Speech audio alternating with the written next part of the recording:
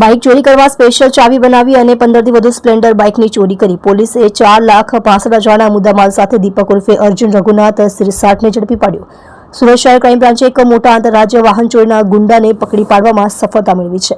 25 વર્ષીય દીપક ઉર્ફે અર્જુન રઘુનાથ સિરસાટ, જે વન કી થીક તરીકે ઓળખાય છે, તેને 4,65,000ના 15 વાહનો સાથે ઝડપી પાડવામાં આવ્યો છે. આ આરોપી ખાસ કરીને હીરો સ્પ્લેન્ડર મોટરસાયકલની ચોરી માટે એક કી એટલે ચાવી બનાવી હતી અને આ એક ચાવીથી બાઇકનું લોક ખોલી અને તે સ્ટાર્ટ કરતો હતો. દીપક સિરસાટે સુરત શહેર અને તેની આસપાસના જિલ્લાઓમાં સુરત રેલવે સ્ટેશન, વલસાડ, તાપી અને મહારાષ્ટ્રના વિસ્તારોમાં 35થી વધુ બાઇક ચોરી કરી હતી. ક્રાઇમ બ્રાન્ચના સબ ઇન્સ્પેક્ટર વીસી જાડેજાની ટીમે ચોક્કસ બાતમીના આધારે સુરતના અડાજણ વિસ્તારમાં સરદાર બ્રિજ નીચેથી દીપકને ઝડપી પાડ્યો.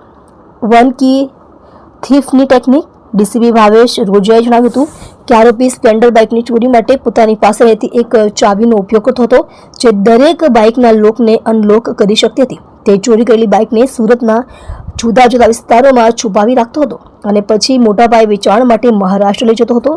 આરોપીનો ગુનાહિત ઇતિહાસ: દીપક સિરસાટ પર અગાઉ પણ 20થી વધુ ગુનાઓમાં ફરિયાદ નોંધાઈ ચૂકી છે. અઠવા લાઇન્સ, ઉમરા, સિંગણપુર, ચોક બજાર અને પુણા પોલીસ સ્ટેશનમાં તેમની સામે વિવિધ એફઆઈઆર નોંધાઈ છે. તે અલગ અલગ સ્થળોએ ફરીને પોલીસની પકડથી બચતો હતો.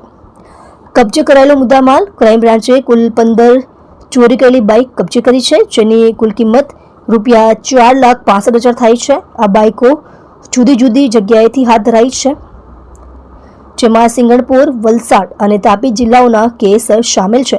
ગેરકાયદે ધંધો બંધ થયો: આ કેસ ક્રાઇમ બ્રાન્ચની કાર્યક્ષમતા અને સફળતા દર્શાવે છે.